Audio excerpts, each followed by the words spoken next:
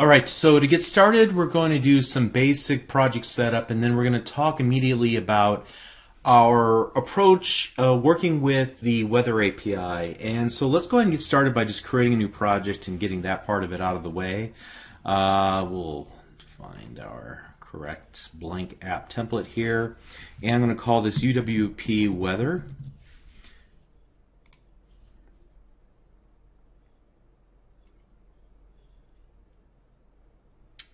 Okay, and the first thing I'm going to do here is get rid of the frame counter, like always, and I'll open up domain page.xaml. Okay, so what I have envisioned here is a pretty simple application. It's just going to have the current weather for the current location you're at. You can extend this, and I'll show you how you can make this as complicated and as feature-rich as you want. It's just pretty much more of the same of what I'm going to show you here in this lesson or in these lessons.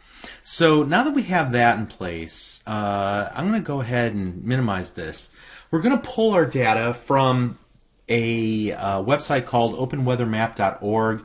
By all rights, if you're going to use this in a commercial product, you need to sign up for an API, and then if your requests are in excess of a certain number per month, you'll need to get a paid license. So, for example, for $180 a month, as I record this, you can have 30,000 API calls per minute. Now, for just our own purposes in learning and development, we're not going to get any more than 1,200 APIs per minute, API calls per minute. But here again, you probably need to consult their website. I'm not a lawyer. I don't understand all of the ramifications of this. This is purely for us learning how to make a call to a web service. So I'm going to leave that part of it to between you and Open Weather Map, but I'm going to look at the API, and there's several different weather APIs that we can call. API will be basically a web callable API. That means we use a URL to make a call, and it will deliver back to us either JSON or XML or some file format that then we can parse through and use as data for our application. So there's current weather data, which is the one we're going to use. There's also 5-day, 3-hour forecast, 16-day daily forecast, a bunch of other APIs. We're going to focus on this first one, the current weather data. And you can see in the openweathermap.org/current that there are different ways to make calls into this weather API. For example, if all we have is the city name, then we can give it something like that, where we replace this curly brace city name with, for example, Dallas or Dallas, USA. All right, and we would get back the weather, the current weather for that location. And so there's a number of different ways that we can acquire this. We can use a city ID. So there's a list of IDs that we can download and utilize. We can get to the weather by geographic coordinates, and this is the one that we're going to use because we're going to use our device's built-in GPS functionality or location functionality to bring us back the latitude, longitude for the current position of our device, and then we'll deliver that as latitude and longitude to this API call and retrieve back the current weather conditions for it. Or we could also use zip code, and there's some advanced scenarios as well that we're not going to really worry about all that much. But if you like, you could scroll down. You can learn a lot about what's delivered back to you when you make one of these calls into this API. So let's do this. What we'll do first of all, I'm going to start by saying Dallas latitude, longitude, and this will give me back the coordinates. So 32.77 north, and I think this is it might be negative 96.79 west. So west would be a negative. But at any rate, let me copy those coordinates and put them just in a little notepad file that I have here off screen so that I can remember those. And then what we'll do is we'll come back over here, and I'm going to find this this, in fact, let me just go ahead and click on it to start off with, and then I'm going to change the latitude and the longitude here to 32.77, and then I'll change the latitude to a negative 96.79, and I'm going to see what we get back. And you can see what we get back is a series of JSON. A JSON JavaScript object notation, a very lightweight way of exposing data over the internet, very common way of exposing data. And while this might look a little convoluted, it actually follows a very simple pattern. But let's do this. I'm going to actually use my mouse to select that entire JSON string that even runs off to the right-hand side of the screen. And I'm going to hit Control-C to copy this to my clipboard. Then I'm going to go to another website called JSON to C#. What this is going to allow me to do is to paste in the JSON, right, like this. And now when I hit Generate, what will happen is it'll create a series of classes that represent that JSON. So now I have C# classes that I can then deserialize the JSON into these strongly typed classes in C#. Alright, so you can see at the very highest level here I'll have a root object, and this root object will have a list of weather items, and then there's just a series of other classes that were created: a main class, a wind class, a rain class, a clouds class, and other information as well. For example, this sys class will give us the county, a message, the sunrise, sunset time, so just a ton of information. In the main class, there's pressure, humidity. In the weather class, we can get an icon and a description for the current weather.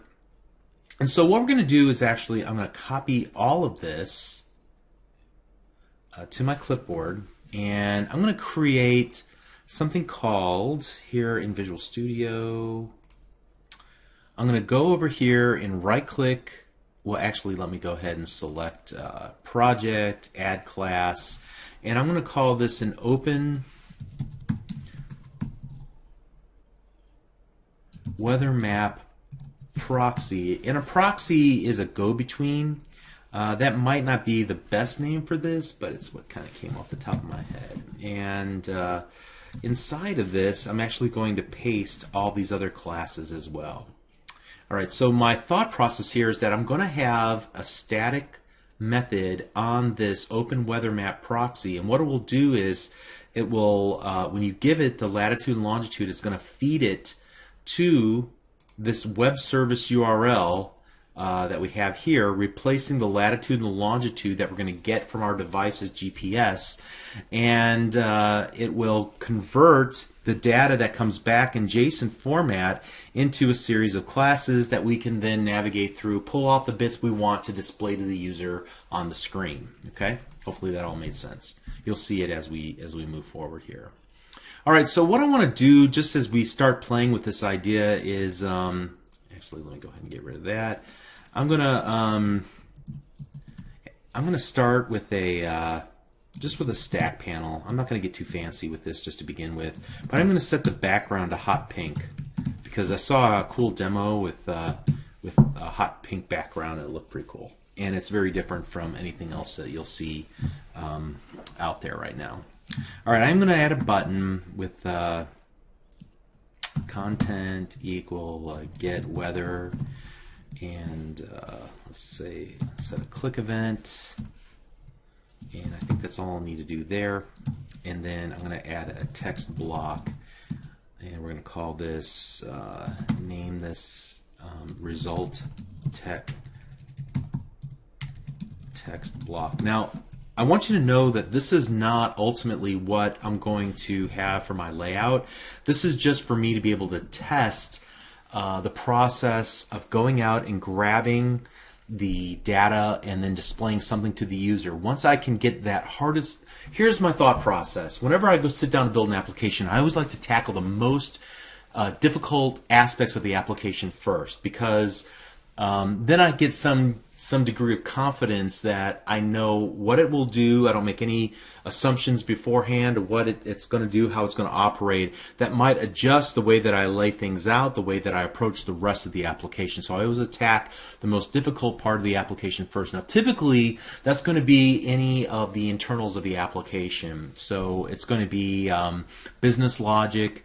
It's going to be any data access. It's going to be making calls out to web APIs like we're doing here. Once I can get those question marks in my mind resolved, then it makes the rest of the building the rest of the application fairly easy. So that's what I'm doing here. I'm just going to create some initial code that I'm going to ultimately I'll probably throw all this stuff away. All right. So at any rate, let's go ahead and hit F12 there. And so now we have a button click event. And we're going to make a call into this Open Weather Map Proxy class. And what I want to do is create a public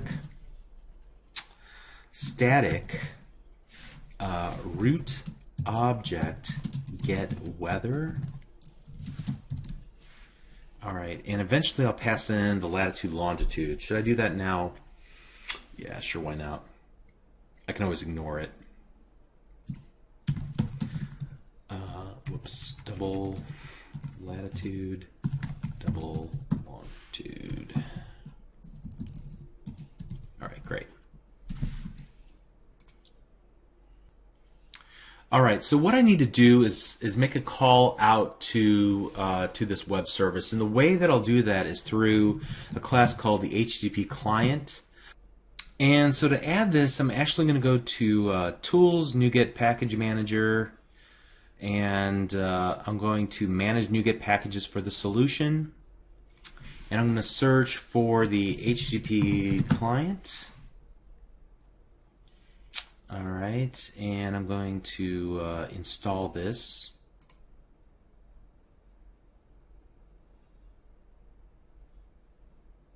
And it asks me, do you want to add all these? Yes, yes. And I accept.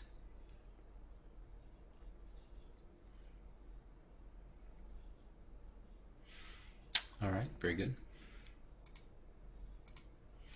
So now what I want to do is go here, should be able to find it. Yeah, so I'm going to add that using statement. So we'll go var HTTP equals new HTTP client, like so.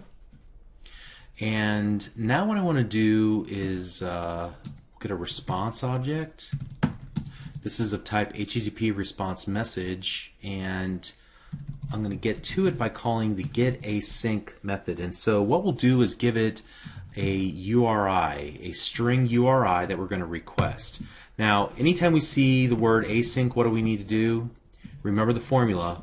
We need to say, I will wait for the results. And that means I need to tell my method that this is an async method, right? And then I need to give it the URL. Now, if you recall what we did here, I should be able to just copy this in for testing purposes, right? And just go ahead and pop that in there like so. And we should be able to get back whatever data comes from that, comes back from that method. Next up, I need to grab a result, and the result will be what comes back in the response dot content dot read as string async. All right, again, we see the async keyword. That means we need to await that as well. And now I have this in a string format, okay? Now what I need to do is I need to serialize. I need to take all that string that we see when we looked here, and we need to convert that into an object graph. So all of the the root object and all of the objects that it has references to. All right, and to do that, what I need to do is use an object called the data contract JSON serializer. So let me go, I'm going to create something called a serializer. It's an object that knows how to serialize and deserialize from JSON. And so we'll go data contract JSON serializer. All right, as you can see, it's not really part of my project just yet. However, I can just hit Control period, and I can add that system.runtime.serialization.json namespace, and we should be good to go there. And I need to give it the type of class that I want to work with. In this case, we'll start with a root object, and it'll have references to everything else that it needs. Oh, we need to create a new instance of that. There we go. Okay. Now, in order for this to work, we have to do something.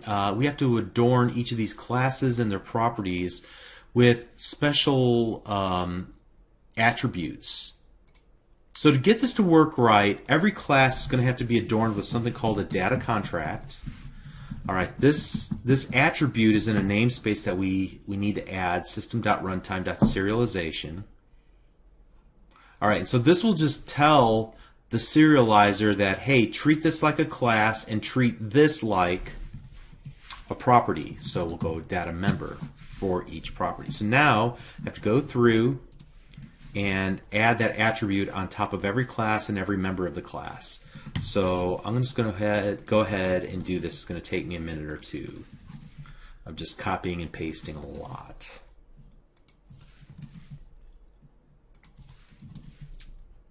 And this is a common thing that you'll do whenever you're calling out to web APIs. And I don't think that you could be a professional developer nowadays without knowing these techniques of being able to serialize and deserialize from XML and JSON format, and maybe other custom formats too, like some binary format. It's a pretty crucial skill to have in your tool belt. So this is just one possible way to go about this.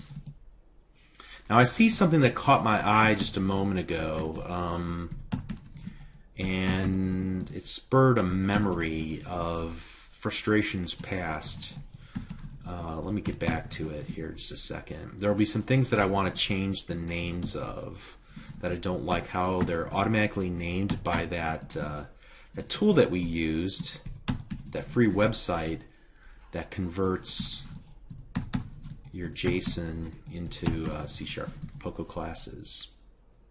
Yeah, for example, this item here has an invalid name. In fact, what I'm going to do is just comment this out completely. I'm not going to even use this at all.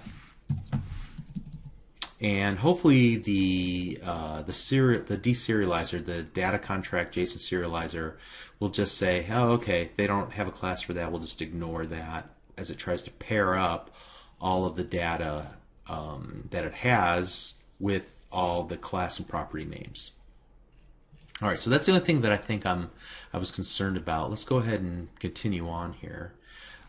So now what we're going to need to do is get a memory stream. So new memory stream, and let me go ahead and hit Control period on my keyboard and add the system.io namespace. And I want to tell it that we're working with a certain type of encoding, specifically the UTF-8 encoding, and we're going to call get bytes. The reason why we're doing this is kind of a long story, and I don't really want to talk about it at the moment. Most of the time, whenever you're grabbing JSON and you're working with it, you're going to need to work with the way that the text is encoded is just UTF-8. So you'll often use this similar line of code to this. Just keep that in mind. And now, finally, now that we're ready to accept a memory stream, and a stream is just a straw. It allows us to just have data come in and go out. Whenever you have things that are happening at two different speeds, you have something sending data at a different rate of speed than something accepting data, you use a stream. Okay, and so here we're going to use a memory stream. We're just going to keep everything in memory until it all gets sorted out. Data will go in one end, and then it'll be taken out as it's needed on the other end. Okay, and then finally, we're going to go ahead and do get the actual data out of the serializer. So read object, and let's also then cast that to a root object, and then we're going to return the data. Okay, so I realize this is pretty meaty stuff here. It looks like there's one last thing that I need to do. If I hover my mouse cursor over this, we've created an async method, but we've not adorned the return object as a task. So we need to say, actually what we're going to be returning is not a root object, but a promise that when this is completed, it will give us the type root object. So that's what a task object is. All right. Okay, so that should work. Hopefully, we'll test that out in just a moment here. So let's go over here to our main page.xaml and make a call into that. So let's go var weather equals new. Well, actually, let's not do it that way. Let's go root object my weather equals the open weather map proxy dot get weather, and we'll give it just a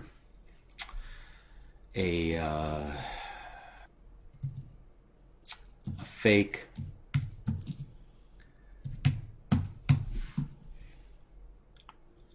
latitude and longitude, because I know we're going to be hard coding that, and this has to be awaited, right? So that means this has to be async, right? Okay. All right, so that looks like that works. Great. Let's move that over a little bit. And now that we have the weather, we should be able to, for example, in the result text block, text, we should be able to go my weather dot name, and then let's concatenate that to my weather. What else can we get here?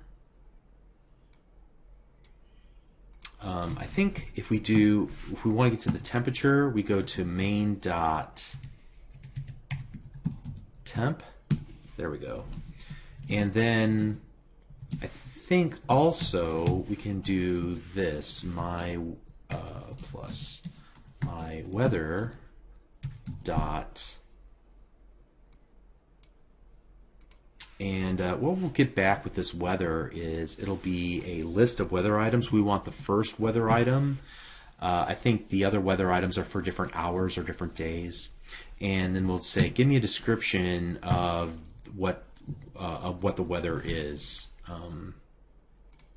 So let's go ahead and run it. I'm sure we'll hit some bugs in just a moment. Yeah. Oh, here we go. That's easy to fix. I got rid of the class, so I have to get rid of that as well. Let's try it now.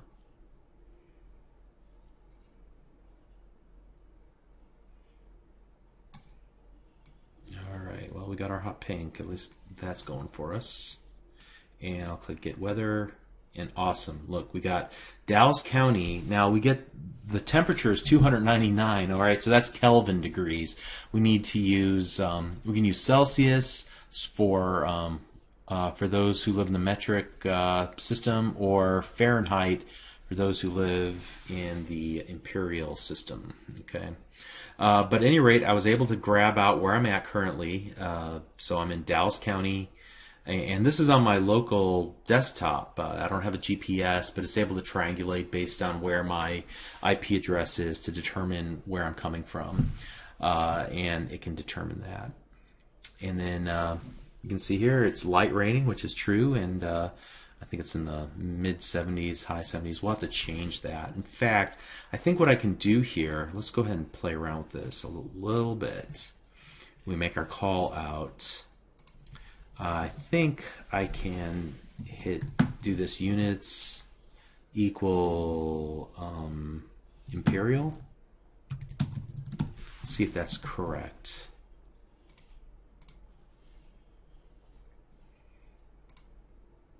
Yeah, so 78 degrees. In fact, let me do one thing here with that, with the temperature. I'm just going to go ahead and convert that to an integer and then take the whole thing and convert it to string. Like that.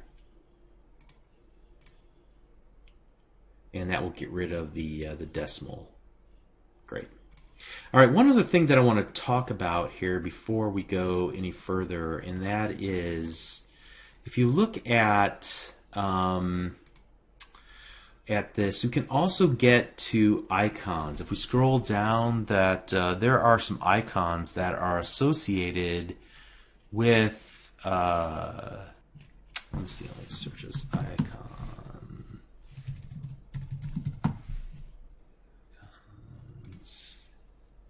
Yeah, you can see that it will return back an icon as well. So let's just let's have a little fun with this. Actually, let's add an image control, and let's set its name equal to result image. And I'll just do with 200, height 200. And then what we'll do inside of here is set the result image dot source equal to my weather, and I think in order to get this work, I'm going to have to act on this a little bit. I don't think it's going to give me back the data that it gives us back. If you take a look at this, like an example, it gives us just 04N as the icon. And if we take a look at this URL, weather conditions. So openweathermap.org/weather conditions, you can see that there are a bunch of weather icons with specific names: 01D for daytime, 01N for nighttime, 02D for daytime. So this is sunny, partly sunny, cloudy, overcast, it looks like they have the descriptions too here: clear sky, rain, mist. So there's like 9 or 10 of these things with specific names. So what my thought process is we can access these by going to this URL, for example, openweathermap.org/image/w/10d.png. Let's open that up in a new tab, and you can see that we get that image there, right? So let's do this. Let's grab that URL. I copied it to my clipboard, and let's go string icon equals string dot format. Then we'll use that for the most part, but I know we're only going to get that little bit right there from the my weather object. So let's go my weather dot. Should be an icon here. How do I get to the icon? Oh yeah, it's part of weather. So weather dot icon. Great. Now that we have it, we're going to set the source equal to a new bitmap image. Yeah, and I don't have that correct.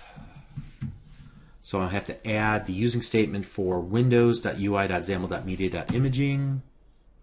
All right, so we've added that, and now I'm going to create a new URI, and the URI will be the string that we just formatted, and I got to tell it what kind of URI I want there. So URI kind dot absolute. All right, so let's see if that works now, and let's run the app. Awesome. All right, so here's my thought. I don't like their icons. It makes the app look too generic. What if I supplied my own version of the icons and I just change wherever we're actually accessing them? I won't go out to openweathermap.org/image/w. I'll just go to my assets folder here. And so we'll do that, I think, in the next video. I think that's the next thing that we'll talk about. If not, it'll be the video after that, and we'll add that in. At least we'll have our own icons, and it'll look very distinctive for the style that we're trying to achieve. Okay, covered a lot of ground in this video, but we talked about a little bit of setup, but mostly about how to get at the data. So we've made huge strides just in this very first video. We'll pick it up in the next one. Thanks.